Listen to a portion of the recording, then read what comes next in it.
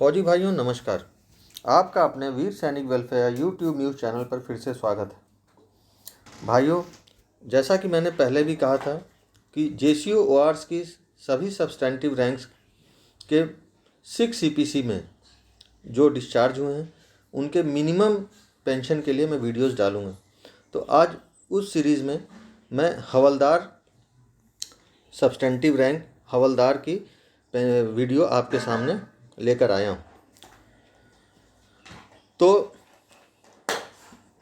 Video शुरू करने के पहले मैं आप लोगों को एक बात बता देना चाहता हूँ कि YouTube पर मैंने कुछ पे फिक्सेशंस देखे हैं जो प्री 16 डिवीज़न से संबंधित, मतलब सर्कुलर 608, 608 और 610 से रिलेटेड है। उस फिक्सेशन को देख के ऐसा लगता है कि प्री 16 डिवीज़न के पीपीओज़ में आपको पेंशन बढ़ के मिलने वाली है। लेकिन भाइयों, आप अपना थोड़ा सा सेंस लगाइए और ये समझिए कि उसमें जो फिक्सेशन का तरीका है वो गलत दिया हुआ है। ओआरओपी पेंशन को बेस बना के उसमें नोशनल पे फिक्सेशन की गई है, जो कि गलत है। आप इस चैनल पर सर्कुलर 608 और 610 के संबंध में जो वीडियो है उसमें सुन सकते हैं। किसी भी पर्टिकुलर केस का फिक्सेशन आप मुझसे पूछ सकते हैं, मैं उसको इंडिविजुअली सॉल्व करके आपको बता सकता हूँ। और उस वीडियो में मैंने आपको क्लियरली बताया भी है कि 95% और उससे अधिक केसेस में आपकी जो ओआरओपी की पेंशन है और उसका जो 2.57 का फिटमेंट है, मतलब कि जो आपको पेंशन करंट में मिल रही है वही लाभदायक है। लेकिन फिर भी अगर आप संतुष्ट होना चाहते हैं और अगर कोई क्वेरीज लेके आएंगे तो उन क्वेरीज़ को मैं सॉल्व करके आपको सेटिस्फाई करने की कोशिश करूँगा। होता क्या है कि अगर आपको लगने लगेगा कि मेरी पेंशन बढ़ के आनी चाहिए और नहीं आएगी, तो आप करस्पॉन्डेंस के चक्कर में, कोर्ट केस के चक्कर में फंसेंगे, अपना समय और हो सकता है अपना पैसा भी आप बर्बाद कर दें। इसलिए आधे अधूरे नॉलेज के साथ जो वीडियोज़ आए हैं उनको पेंशन फिक्सेशन या पेंशन के रेट्स के लिए उनको आधार ना बनाएं, बल्कि संयम से काम लें और किसी ऑथेंटिक सोर्स के थ्रू पता कर लें कि आपकी पेंशन एक्चुअली बढ़ी है कि नहीं बढ़ी है। जो आपको प्री 16 डिवीज़न का पीपीओ मिला है उसको भी आप देख लें कि उसमें जो फिक्सेशन है वो सही है या नहीं है। तो आइए हम लोग अपने इस वीडियो की बात करते हैं। तो जैसा कि मैंने पहले भी बताया है, 6 सीपीसी में जो एक्चुअल पे ड्रॉन थी, मतलब पे बैंड, वो हर इंडिविजुअल ने ड्रॉ किया। उसमें ग्रेड पे, एमएसपी, और अगर ग्रुप पे था तो जोड़ा गया और अगर क्लास पे था तो जोड़ा गया। लेकिन आपने भी देखा होगा कि जो 6 सीपीसी में जो पेंशन फिक्सेशन का और पेंशन कैलकुलेशन का जो फॉर्मूला था, उस आधार पे जो आपने पे ड्रॉ की थी उससे अधिक आपकी पेंशन बन रही है। तो उसी चीज़ को मैं आपको क्लेरिफाई कर देना चाहता हूँ कि एक्चुअली ऐसा क्यों हुआ था और उसमें क्या प्रोसेस अपनाया गया था पीसीडीए पेंशन इलाहाबाद के द्वारा कि आपको लास्ट पे ड्रॉन को 2 से भाग देने पे जो पेंशन आती है उसके अलावा या कह लीजिए उससे अधिक पेंशन बन रही थी। तो वही मेरा प्रयास है कि 6th सीपीसी में 1/1/2006 से 31 दिसंबर 2015 तक जो भी हमारे फौजी भाई डिस्चार्ज हुए हैं जेसीओज ओआरस, उनकी रैंक वाइज मिनिमम पेंशन कितनी होनी चाहिए यही बताने का मैंने प्रयास किया है। तो आप यहाँ देख सकते हैं कि आज जो टेबल है आपके सामने वो हवलदार भाइयों की है, हवलदार ग्रुप एक्स और हवलदार ग्रुप वाई। आप देखेंगे कि आर्मी, नेवी, एयरफोर्स जो हमारे तीनों विंग्स हैं फौज के, उनके इक्विवेलेंट रैंक्स हैं। और प्री रिवाइज्ड स्केल की जो पे फिक्सेशन, मतलब 5th सीपीसी में जो पे स्केल चलती थी उसके बाद 6th सीपीसी में उनका फिक्सेशन किया गया है। और मैंने आपको पहले भी बताया था कि हमारे फौजी भाइयों को इसलिए बेनिफिट हुआ इस नोशनल पे फिक्सेशन के आधार पे, क्योंकि इसमें अक्रॉस द 3 सर्विसेज जो मैक्सिमम पे स्केल थी उसको आधार बनाया गया पेंशन फिक्सेशन के लिए। तो आप यहाँ देख सकते हैं कि आप 5th कॉलम में देखिए, टोटल एज पर फिटमेंट टेबल आप देखेंगे कि आर्मी का जो नोशनल पे आ रहा है 16,710 आ रहा है, नेवी का 18,020 और एयरफोर्स का 17,260, ये ग्रुप एक्स के लिए। इसमें जो मैक्सिमम पे in the pay band across the 3 services I है वो 18,020 आई है, और उसी को चूज़ किया गया, उसी को आपके नोशनल पेंशन फिक्सेशन में नोशनल पे के रूप में इसको यूज़ किया गया। इसी तरह ग्रुप वाई में आप देख सकते हैं कि आर्मी का जो पे एज पर फिटमेंट टेबल आया 14,290, नेवी का 15,210 और एयरफोर्स का 15,210। तो जो अमाउंट लिया गया वो 15,210 लिया गया। और साइड में आप देख सकते हैं कि वेटेज के रूप में 6 साल की क्वालिफाइंग सर्विस को ऐड करने का प्रोविज़न किया गया। तो आप मेरी बात फिर से ध्यान से सुनिए कि जो एक्चुअल पे आपने ड्रॉन की, जो एक्चुअल ग्रेड पे आपने ड्रॉन की 2800 की, एमएसपी 2000 की प्लस क्लास पे या ग्रुप पे, वो आपकी 6 सीपीसी के पेंशन फॉर्मूले से बाई 2 मतलब 2 से डिवाइड करके एक पेंशन आई।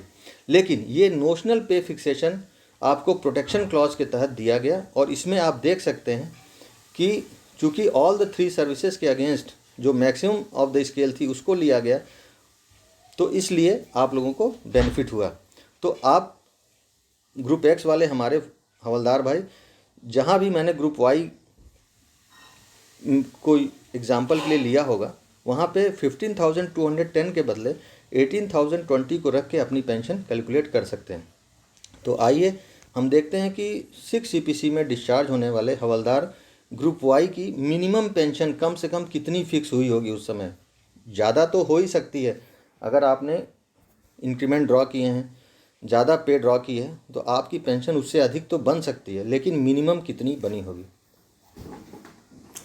तो जैसा कि आप यहाँ देख सकते हैं, यहाँ पे 2 स्क्रीन्स का मैंने कंपैरिजन किया है। लेफ़्ट हैंड साइड की बात करते हैं, यहाँ पे हवलदार ग्रुप वाई हैं रेगुलर आर्मी के, और पेंशन कैलकुलेशन 1/1/2006 अप टू 23/9/2012, 23 सितंबर 2012 तक इसलिए लिया गया क्योंकि 24 सितंबर 2012 से कुछ बेसिक चेंज आए जिससे कि पेंशन कैलकुलेशन में डिफरेंस आए। तो आइए लेफ़्ट साइड पे ही पहले फोकस करते हैं। नोशनल पे फॉर पेंशन जैसा कि मैंने पहले दिखाया था 15,210, हमारे एक्स ग्रुप के जो हवलदार भाई हैं वो अपनी, जैसा मैंने पहले बताया 18,020 का अमाउंट यहाँ पे रख सकते हैं। नेट क्वालिफाइंग सर्विस या मैक्सिमम क्वालिफाइंग सर्विस हवलदार की जो 24 ईयर्स डेजिग्नेटेड है, इस पीरियड के दौरान उनको 6 ईयर्स की वेटेज दी गई थी। तो पेंशन कैलकुलेशन उस फॉर्मूले में रखने के बाद, आप भी जानते होंगे ये फॉर्मूला, जो आई वो 6,949 आई राउंडेड टू नेक्स्ट हायर रुपये। फिर आपको बता देता हूँ कि ये मिनिमम पेंशन है, मतलब अगर कोई भी हवलदार भाई ग्रुप वाई के जिन्होंने 24 साल क्वालिफाइंग सर्विस की थी, उनको पीपीओ में इस अमाउंट से कम पेंशन फिक्स करके नहीं मिलनी चाहिए। अगर मिली होगी तो फिर मैं कहता हूँ कि वो कोरिजेंडम के लिए अप्लाई कर सकते हैं। मतलब कि minimum pension for havildar group Y for not net qualifying service 24 years up to 23 सितंबर 2012। आशा है कि आपको चीज़ क्लियर हो गई होगी। अब राइट हैंड साइड पे देखते हैं, एक डिफरेंस है कैलकुलेशन में, वेटेज यहाँ पे 8 ईयर्स हो गया है। जी हाँ, गवर्नमेंट ऑर्डर के थ्रू 24 सितंबर 2012 से जो पेंशन कैलकुलेशन के लिए वेटेज था उसको बढ़ा के 8 साल कर दिया गया। इसलिए जो यहाँ पे मिनिमम पेंशन आई किसी भी हवलदार की जिसने 24 साल सर्विस की थी, 24 ईयर्स की क्वालिफाइंग सर्विस थी, उसकी 7,375 आई। Minimum pension for havildar group Y for net QS 24 years with effect from 24/9/2012 up to 30 June 2014। इस डेट को मैं इसलिए यहाँ मेंशन कर रहा हूँ क्योंकि यहाँ से OROP आपको 1 जुलाई 2014 से मिल गया था, आपका रेट बदल गया था। हालांकि पीपीओ में इस तरह की डेट आपको लिख के नहीं मिलती, उसमें विद इफेक्ट फ्रॉम 24 सितंबर 2012 ही मिला होगा क्योंकि उस वक्त तक OROP वगैरह का कोई इशू नहीं था। तो आशा है कि इससे कम अगर आपको किसी भी पेंशनर भाई को पेंशन नोटिफाई हुई हो पीसीडीए पेंशन इलाहाबाद के द्वारा, तो वो अभी भी जिला सैनिक कल्याण बोर्ड के थ्रू या डायरेक्ट अपने रिकॉर्ड ऑफिस के थ्रू कांटेक्ट करके अपने कोरिजेंडम पीपीओस को करा सकता है, जिससे कि जो उनका लॉस हुआ है उसके एरियर सहित उनको भुगतान हो जाए। फिर आप नीचे देखिए, मैंने आपकी सहूलियत के लिए फिर नए रेट्स भी लिख दिए हैं कि ओआरओपी में 24 ईयर्स क्वालिफाइंग सर्विस के लिए हवलदार ग्रुप वाई को जो रेट बनाया गया वो 7,808 रुपीज़ का था। तो इससे कम आपकी पे फिक्स या पेंशन फिक्स नहीं हुई होगी। उसके बाद जो भाई हमारे 1 जनवरी 2006 से 30 जून 2014 तक डिस्चार्ज हुए, मतलब जिनको ओआरओपी का बेनिफिट मिला, जो ओआरओपी का लाभ ले पाए, उनकी पेंशन 7th सीपीसी में 7,808 इंटू 2.57 के फिटमेंट फैक्टर के द्वारा क्या आई 20,067। मतलब इससे कम की पेंशन आज की डेट में, बेसिक पेंशन आज की डेट में आपकी नहीं होनी चाहिए अगर आपने ओआरओपी का बेनिफिट लिया है। लेकिन हमारे जो फौजी भाई उसके बाद डिस्चार्ज हुए, मतलब 1 जुलाई 2014 से 31 दिसंबर 2015 तक, और जिनको ओआरओपी का बेनिफिट अभी ड्यू है, जिनको अभी गवर्नमेंट के द्वारा नहीं मिला ओआरओपी का बेनिफिट, उनकी भी मिनिमम पेंशन कम से कम 18,954 होनी चाहिए। उससे कम उनकी बेसिक अगर वो ड्रॉ कर रहे हैं तो वो कम है, वो एप्लीकेशन के द्वारा या अपने लिंक्स के द्वारा उसको सुधरवाने की कोशिश करें। इसके साथ ही मैं ये चीज़ भी ऐड कर देना चाहता हूँ कि 24 सितंबर 2012 से आपकी जो फैमिली पेंशन के रेट्स थे, enhance rate of family pension और normal rate of family pension, उसमें भी चेंज आया था। हालांकि मैंने यहाँ दिखाया नहीं, लेकिन ये आपकी जानकारी के लिए है, आप सुन लीजिए। 24 सितंबर 2012 के पहले आपकी जो फैमिली पेंशन कैलकुलेट होती थी वो आपके एक्चुअल लास्ट इमॉल्वमेंट्स ड्रॉन पे होती थी, जो आप एक्चुअली ड्रॉ करते थे। वहाँ क्या था कि इन्हांस रेट आपके एक्चुअल लास्ट ड्रॉन का 60% हुआ करता था, और normal rate of family pension actual last पे ड्रॉन का 30% हुआ करता था। बट 24 सितंबर 2012 से एक माइलस्टोन आया और वहाँ से आपकी फैमिली पेंशन बेस्ड हो गई। इसका मतलब ये हुआ कि अगर आपको इस प्रोटेक्शन क्लॉज के तहत आपकी लास्ट इमॉल्वमेंट्स ड्रॉन के हिसाब से ज़्यादा पेंशन बन रही है, जैसे कि यहाँ पे हम राइट हैंड साइड पे देख सकते हैं 7,375, जबकि एक्चुअल पे ड्रॉन हो सकता है उससे कम रही हो, तो भी आपको फैमिली पेंशन के जो दोनों रेट्स हैं, enhance rate equal to pension हो गई 7,375, और जो नॉर्मल रेट थी वो इसका 60% हो गई। तो ये भी एक चेंज आया था। मुझे जैसे जैसे चीज़ें याद आएंगी या मुझे लगेगा कि अब बता देना चाहिए या मुझसे छूट गया था, तो मैं ज़रूर आपको समय समय पे अपडेट करता रहूँगा। फिर मैं कह रहा हूँ कि अगर अभी भी इस कैलकुलेशन के बाद भी आपको अपनी पेंशन में लग रहा है कि कोई डाउट है, आप नहीं समझ पाए, तो फिर सुन लीजिए वीडियो। अदरवाइज़ कमेंट्स सेक्शन के थ्रू आप मुझसे पर्सनल क्वेरी करिए, लेकिन आप अपना rank, group, net qualifying service और टाइम ऑफ डिस्चार्ज ज़रूर दिया करिए, जिससे कि मैं स्पेसिफिकली करेक्ट अमाउंट तक पहुंच के आपको अपडेट कर सकूं और आप फालतू की भाग दौड़ या फालतू की परेशानियों से बच सकें। तो मेरी एक छोटी सी कोशिश थी आज हवलदार ग्रुप वाई के लिए।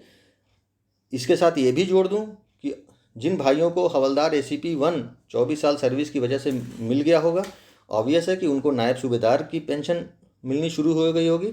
उसके बारे में हम अगले वीडियो में बात करेंगे। तो फिर से एक बार ये कहते हुए कि अगर आपको पेंशन से रिलेटेड किसी भी तरह की क्वेरी लगता है कि करनी चाहिए, तो आप इस चैनल के थ्रू मुझसे कर सकते हैं। और अगर आपको लगता है कि आप संतुष्ट हो रहे हैं और आपको फालतू की दिक्कतों से निजात मिल रही है, तो आप अपने ग्रुप्स में, अपने फ्रेंड सर्किल में, अपने और फौजी भाइयों को भी मेरे चैनल का शेयर ज़रूर करिए, और उनको भी जो सुविधा होगी मैं देने की कोशिश करूँगा। अगर आपको मेरा ये वीडियो पसंद आया तो आप लाइक करें, शेयर करें और सब्सक्राइब ज़रूर कर लें, जिससे कि मेरे अगले चैनल्स या चैनल पे जो वीडियोस हैं वो आपको टाइम पे नोटिफाई हो सकें। तो एक छोटी सी कोशिश के साथ फौजी भाइयों को जय हिंद।